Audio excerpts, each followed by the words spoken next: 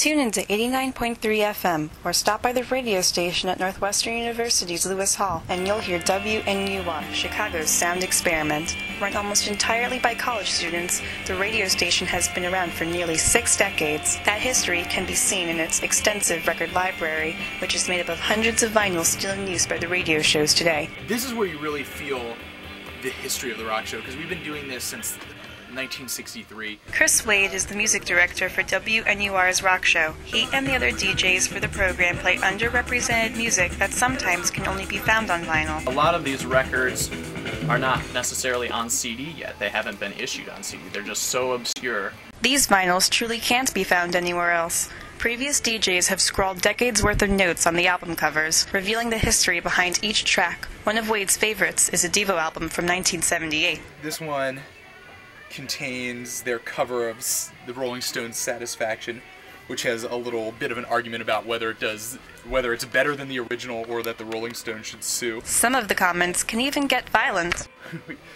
If you're caught stealing this, you're dead. We'll use firearms on you. Wade says that all of these words come from a love for the music, so no worries about actual firearms getting involved. In fact, part of the reason that WNUR runs on vinyl is because of the subtleties in record sound quality, which translate to listeners over the airwaves. A lot of times in between tracks you can hear kind of the needle being moved or the needle lowering. Some people like records just because they have kind of a hiss or a pop to them. There's that kind of grainy texture to the sound. Cooper says that because they're more convenient mediums, mainstream radio stations tend to play their music off of CDs or MP3s instead of off vinyls. But Cooper loves records as they enable him to work with music in ways he wouldn't be able to elsewhere. We also have the ability to play a 20-minute song if we want. A lot of jazz in particular is longer than 3 minutes longer than a single, so WNUR prides itself on playing even an hour-long song. Wade loves playing whole albums like this too, especially the most obscure ones he can find, like this one. This is a recording of a battle of the bands at some high school in Hawaii. I've played this album at least once a quarter, every quarter I've had a rock show.